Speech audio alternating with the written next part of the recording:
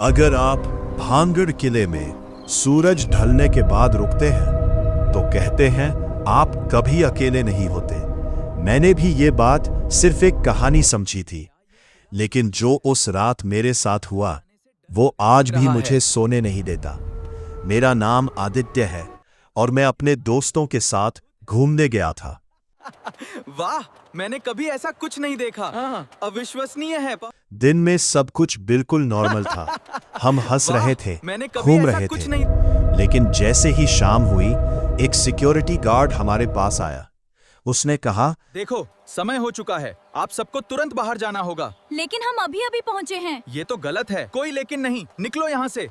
हमने उसकी बात को मजाक में लिया और सोचा क्यों ना एक रात यही बिताई जाए। बस यही हमारी सबसे बड़ी गलती थी। रात के करीब 9 बजे पूरा किला अजीब सी खामोशी में डूब गया। अचानक मुझे कहीं दूर से पायल की आवाज सुनाई दी, छन छन छन। कोई है? पहले मुझे लगा कोई और भी यहाँ होगा, लेकिन जब मैंने चारों तरफ देखा तो वहां कोई नहीं था। मैं धीरे धीरे उस आवाज के पीछे गया और एक पुरानी टूटी हुई हवेली के पास पहुंच गया। वहां एक लड़की खड़ी थी, सफेद कपड़ों में, लंबे खुले बाल, और वो मेरी तरफ पीठ करके खड़ी थी। मैंने हिम्मत करके पूछा, कौन हो तुम? जैसे ही वो धीरे धीरे मुड़ी, मेरा दिल रुक सा गया। उसका चेहरा सामान्य नहीं था, उसकी आंखें सिर्फ अंधेरा थी।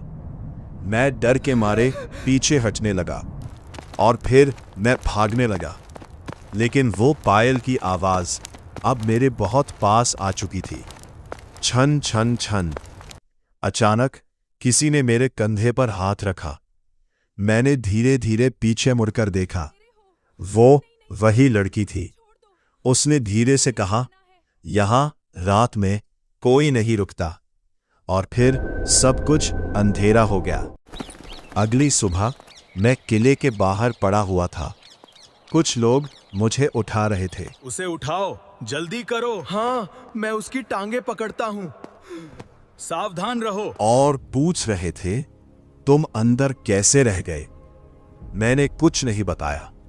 बस एक बात समझ आ गई, कुछ जगहें सिर्फ देखने के लिए होती हैं, वहां रहने के लिए नहीं। और भानगढ़ किला उन्हीं जगहों में से एक है।